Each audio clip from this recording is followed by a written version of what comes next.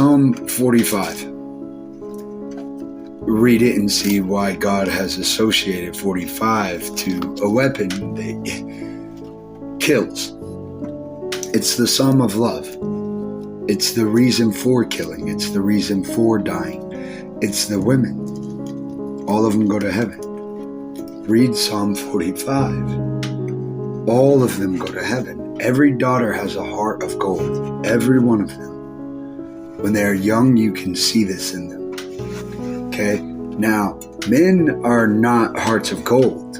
We're hearts of flesh. We're of blood. That's what we have to be reborn to, because we have to do the nasty. We're the wall. We don't get to be bashful. We don't get to think endlessly about our lover and daydream and how we want this and how we can't wait to laugh and play with them. Men remember these things with their women, their wife, and their children. But these are only remembered to remember the blood of them that suffered and died on that wall that we're to die on and guard over that.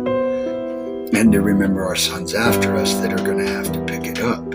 It's a chain of faith for men.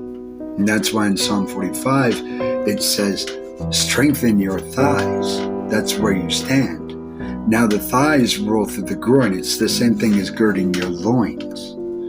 And so when he says to Job, girt your loins and answer me as a man, that's what every man has to do. Well, in Psalm 45, it tells you why.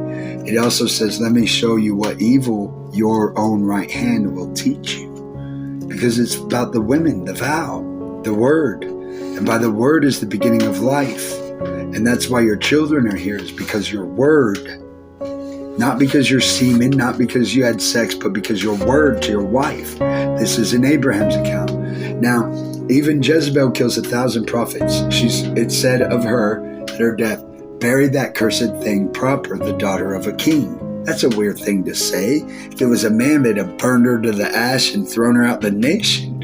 And so it says in Psalm 45, even the daughter of the kings are among the honorable women of the congregation of the king. So all women, and it also says all women have gold within them and shall enter into the congregation of the king. That's the father. That's why she doesn't get the option of a curse. He pays and punishes her twice in Isaiah 40. She is Jerusalem because she sheds the blood. That's one dying, and then she dies. That's two. She's punished twice. We get once. To do our other, we have to offer our life. And therefore Jezebel is even in heaven as the daughter of a king.